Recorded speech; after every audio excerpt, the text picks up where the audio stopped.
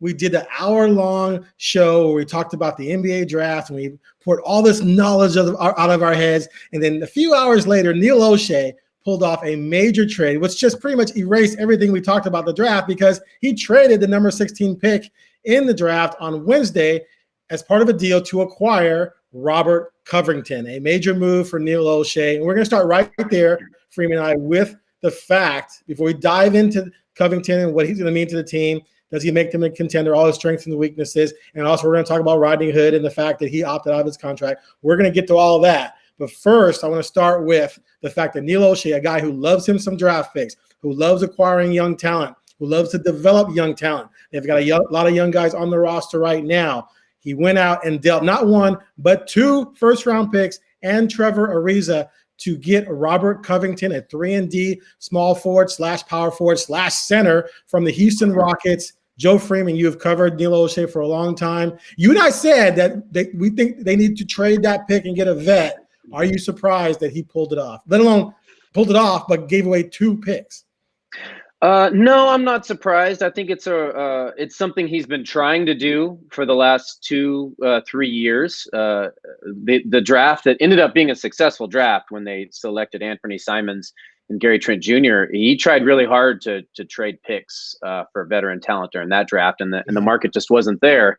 And I think it speaks to a couple different things. One thing we talked about yesterday is this is not a very good draft. It's not a very deep draft. There's no top end. There's not a projection to be a top end difference making talent, especially at 16. Right. So that's part of it. The other part is this is where this franchise is now. They're in win mode now, win now mode. And you're looking at Damian Lillard, as you talked about, where his career arc is, and it's up here, but it's going to soon start going down on that arc. You've got CJ McCollum. They are 30 and 29 respectively. Robert Covington, 29, turning 30 in December. He fits perfectly with them. And kind of clears up the Trevor Ariza situation too. They basically traded Trevor Ariza and 2 picks for a better, younger player and someone they control for 2 years. He's on a reasonable 12 to $13 million contract this year and next year. That's a great bargain for an NBA starter, particularly one who's a noted defender and who can shoot the 3. So 2 traits the Blazers desperately wanted to add. And, as far as Neil O'Shea and the draft, and trading away picks and all that, you gave up the 16th pick in a meh draft. Right. And next year, assuming the Blazers are a 4, 5, 6 seed or whatever they are, however far they go, they're a playoff contender. And I think a legit, upper mid-tier Western Conference echelon team, that pick's not going to be that great anyway next year. So, it was time to pounce. The deal was there. And I personally don't think he gave up too much. Yeah, and we're in agreement on that. And I saw some people on Twitter complaining, why do you have to give up 2? Why do you have to give up 2? Well, if you're Houston, why are you going to give up Covington for 1 first-round pick? And I just did a little research just for funsies, and I went back and I looked at all the 16th picks dating back to 1980. Okay, now Nurkic was a 16th pick. Vucevic, Maurice Spates had a 12-year career as a backup. Nick Young was a solid scorer. Ron Artest was pretty good. And then John Stockton's the Hall of Famer. Now, there might have been some names, the 34 names that, I didn't recognize them, so I figured I wasn't missing. You know what I mean? It's like, if I don't recognize your name, I've been following the NBA. You probably weren't that great. Maybe there were a few gems in there I missed, but think about that. I named 6. Let's say there are 3 I missed out of 40 picks at number 16. So those are the odds you have of getting someone really good or getting someone just as good as Covington. And then, like you said, if they're good, next year's pick's going to be in the 20s.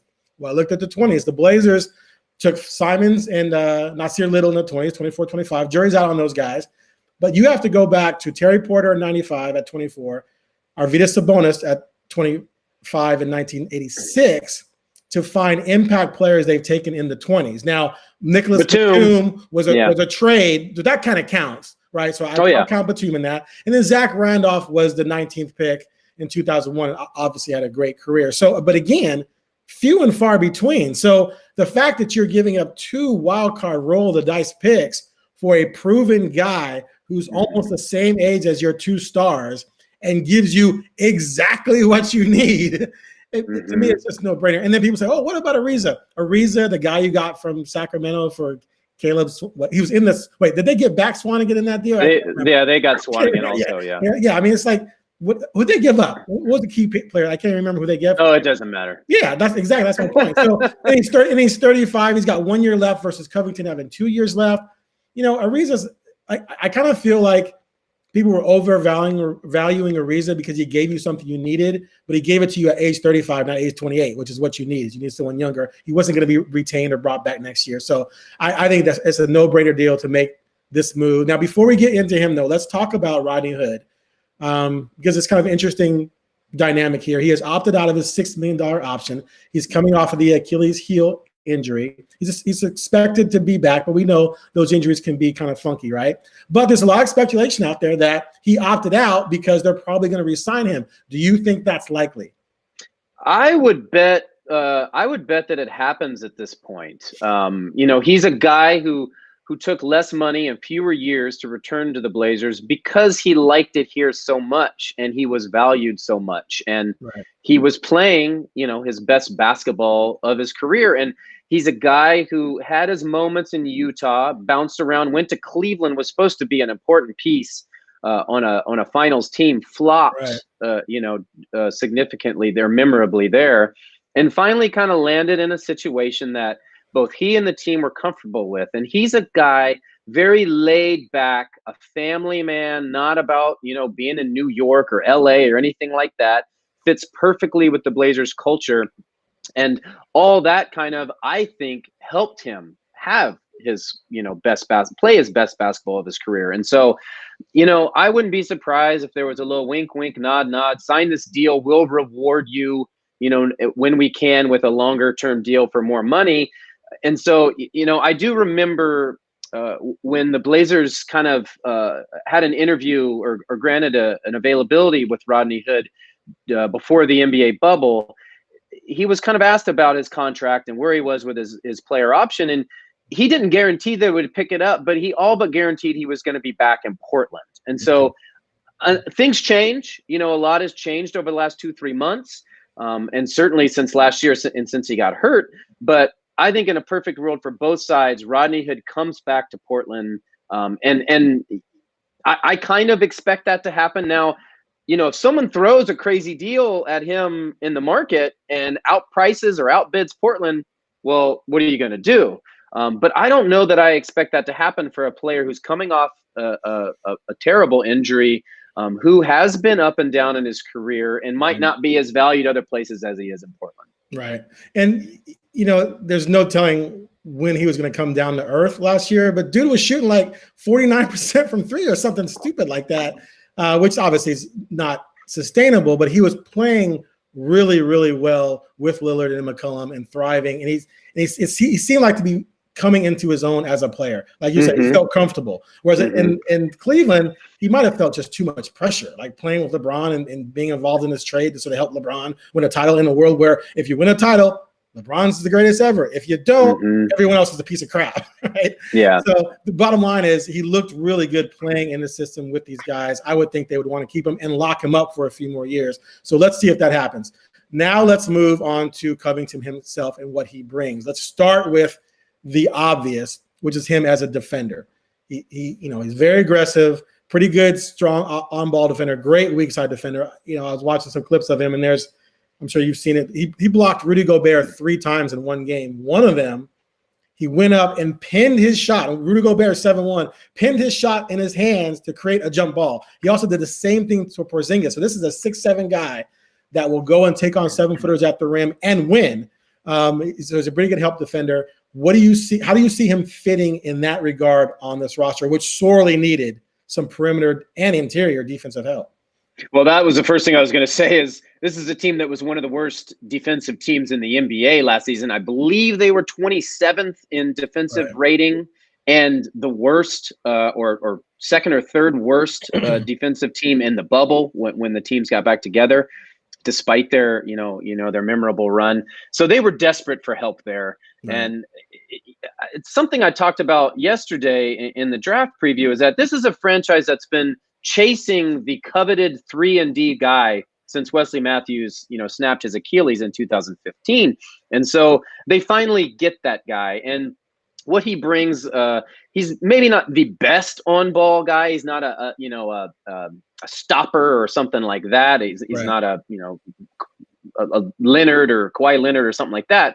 But he's a really, really, really good team defender. And I think pairing him with the healthy return of Zach Collins and Yusuf Nurkic really elevates this defense dramatically. And for a team that's offense is so good, they really only need to be 10 to Just 12 to 14. A little bit. Just tweak be it middle a of the bit. pack. Right. Exactly. And that's something that Terry Stotts has harped on time and time again over the years. Damian Lillard's second season, they made such a dramatic leap defensively. They were just 10th or 11th, in the league. That's all it takes. And so they get to that point, you're looking at, a very, very good team.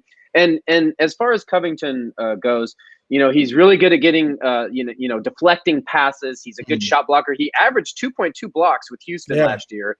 I think he averages 1.6 steals over his career. 1.6, yeah, something like that. Yeah, and just a really plays hard, plays smart, and that's going to fit nicely with a mostly intelligent Blazers roster. And you're talking about a guy who just 3 seasons ago was an all-NBA defensive first-team member. And I can't remember the last time the Blazers have had a defender of that caliber with that, reputation. Now, I thought they were getting that in Hassan Whiteside. That turned out to be fool's gold. He led the league in blocks, man. Stop. Exactly. I'll let you say that, and I'll move on.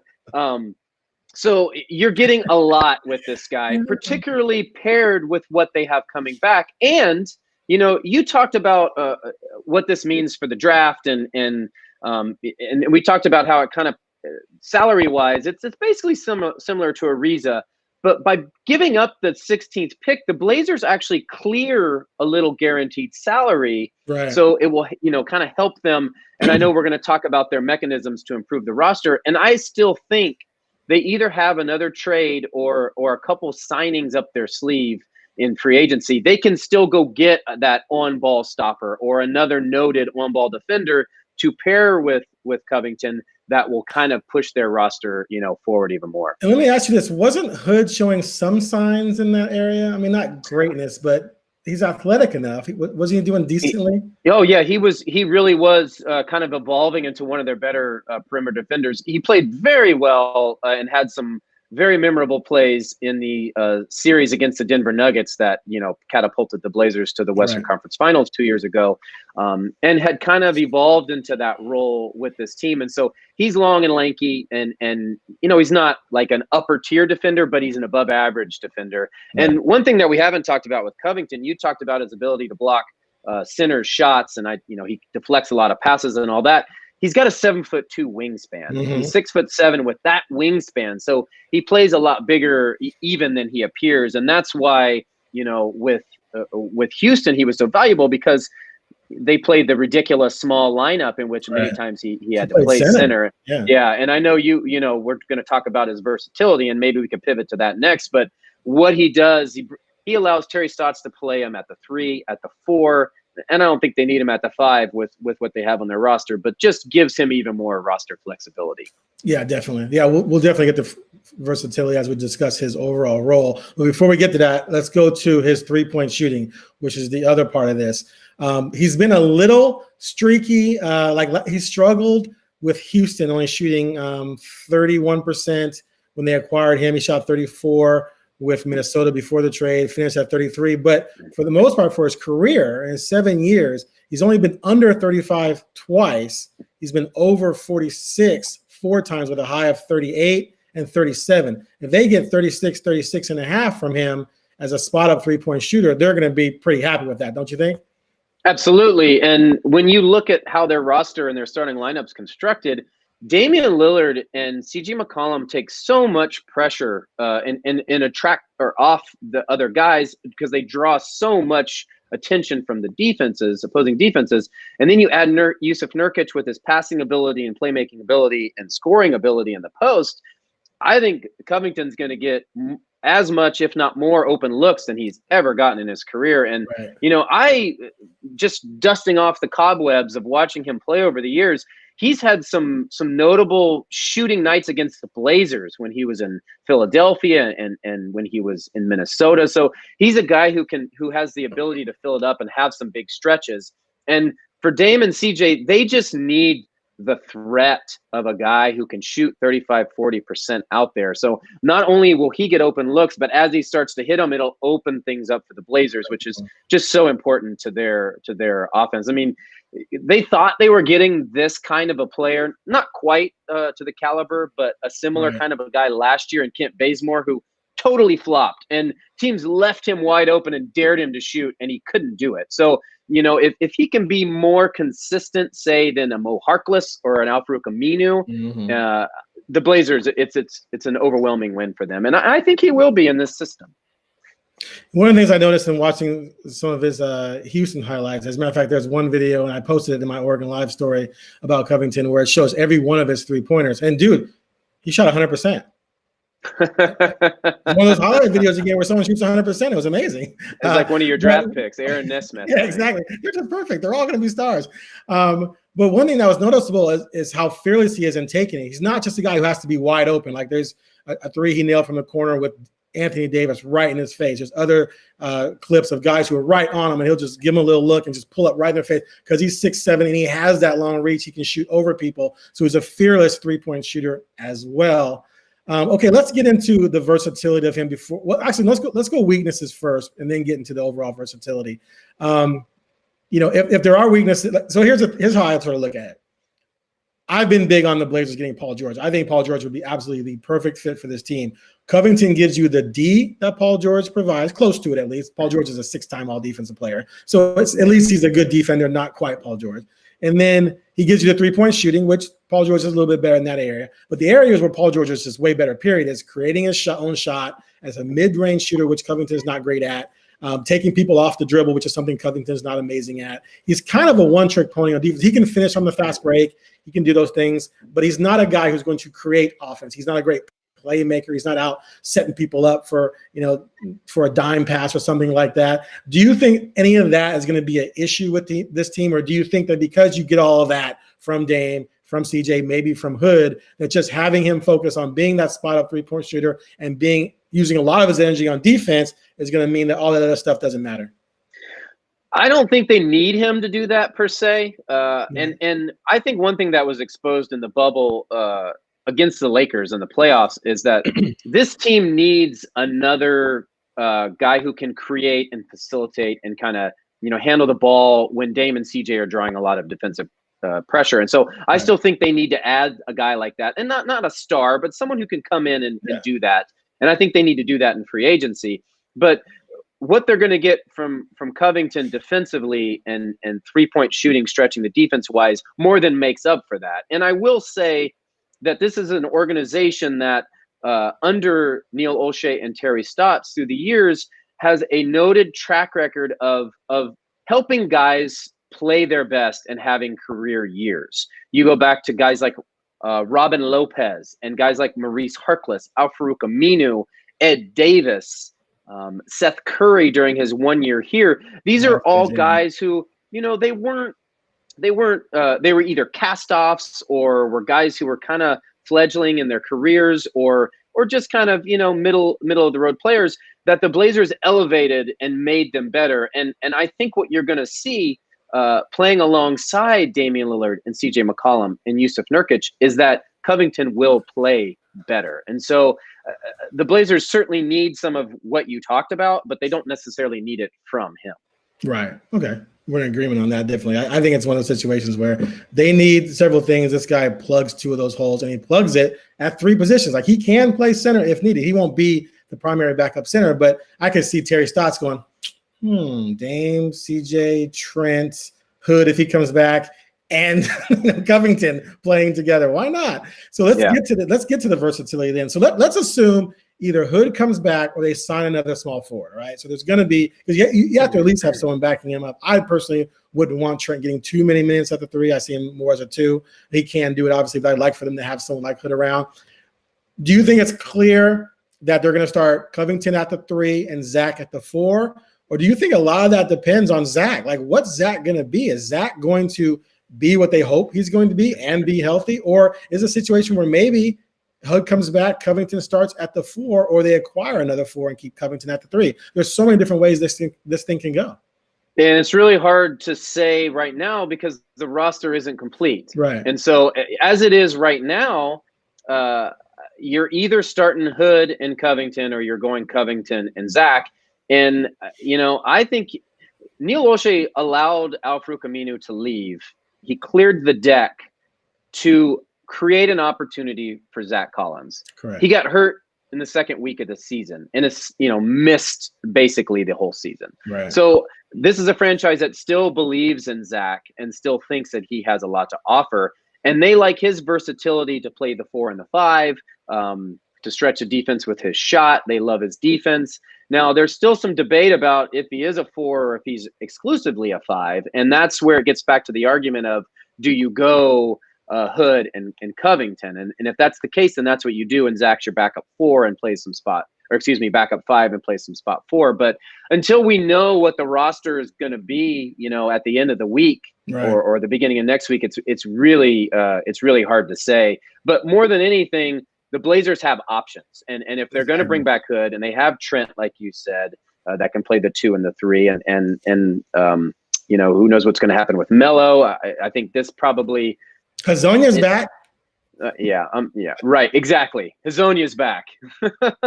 What? Go on. Fifth pick, dude. He was a 5th pick. Can you believe that? Who picked him?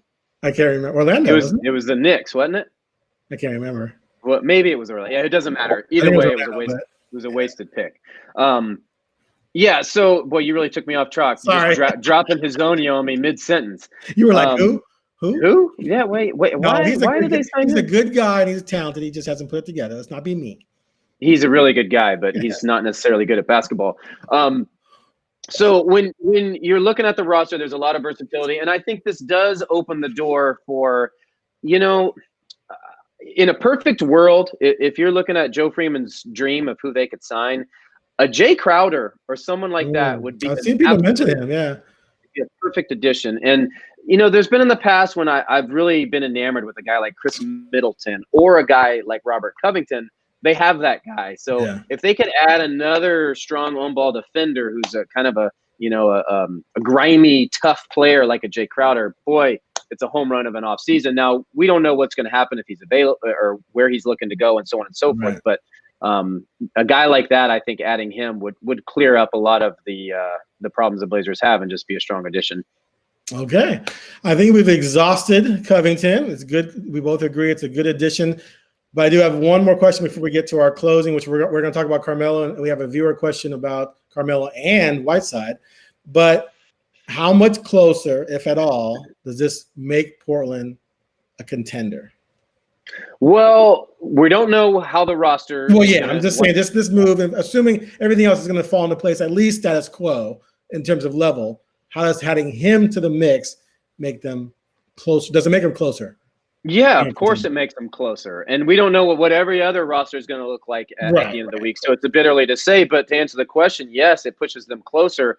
And it really does shore up just an important need that they've desperately been chasing for that 3-and-D guy, a consistent, reliable guy that they control for the next 2 years, who's on the same timeline as their two superstar guard tandem. So it gets them closer. There's still work to be done. And, it directly impacts Houston, which helps too. And Houston's a mess anyway. So they're going to fall back probably from, this ridiculously loaded Western Conference in which we've seen Phoenix get better, over the last couple of days.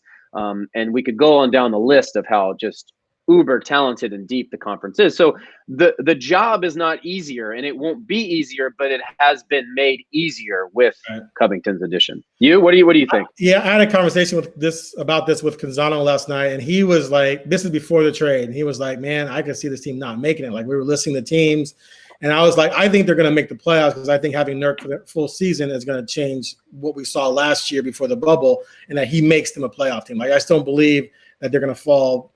I see them winning 45 to 50 games with everything intact next year. I think that gets you in. But the addition of Covington, I think, takes them out of the bubble of that discussion. It's not a could they not make the playoffs? It's they're a playoff team. I don't believe, though, it pushes them to being a contender. Like, I don't think they still match up with what Golden State's going to be if Steph and Clay are healthy and they got the number 2 pick. They're not going to match up with the Lakers still. They got Schroeder now with going along with LeBron and Anthony Davis. Dallas is coming.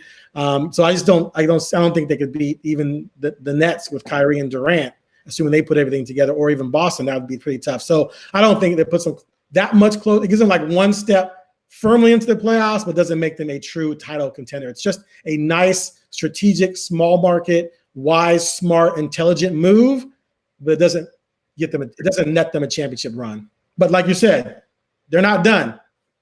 They're not done. And not done. One thing it does, the next move, moving those chess pieces around, is the question of what it means for Carmelo Anthony. And I think it more than any, it really kind of signals that they're going to go away from Carmelo Anthony. And, it's hard to imagine a starting role for him now. And as I've said yesterday, and as I've said time and time again, I don't think Carmelo's a guy right now who wants to fill a backup role or a second tier role. I think he really believes that he's an NBA starter and still wants to be. Now, we'll see what happens if Lakers. Hey, seriously, it could happen. It really could. And he said all the right things, and I was floored by how overt he was about his desire to return to Portland and how good his experience was. Right. But it's tough to say how that will work, and I think this trade makes that return less likely. Yes. Yeah, I don't disagree with you. I do wonder, since he was pretty much he was out of the league. Like, he had no team when Portland brought him in. So I wonder if he did enough to make another team say, we'll make you a starter. Like, to me, I don't think a contender is going to make him a starter. And I think a bad team is going to be like, why am I going to start 36-year-old Carmelo when I probably just drafted some guys in the last few years that I should be playing instead of him? So I'd be shocked if he went to a bad, or that he even want to go to a bad team. To me, if I'm him and I know I can't start for a contender or like a top 8 team, I'd rather play in Portland and be a backup and get 20 minutes a night if I got that, than go to a bad team and start. Don't you think? At 30, I agree 100%. If he was so happy here and he enjoyed the fit and the situation so much, and it at a level of appreciation for an organization that threw him a bone and resurrected his career. Now, it worked out for them too. They needed him as much as he needed them, or they needed him as much as he needed them. But NBA players are very mercurial, Aaron, and they do things that oftentimes defy reason. So it's tough to say what he's gonna. Yeah, it's tough to say what he's gonna prioritize in his search moving forward. But I will say this: if he is willing to accept a backup role, and maybe he's a guy who is a closing player too. Just because you don't start doesn't mean you don't finish, as the old adage goes. But the Blazers could do a lot worse than him if he's looking to fill a lesser tier role. But it's just with this trade, it just seems again more unlikely that he comes back.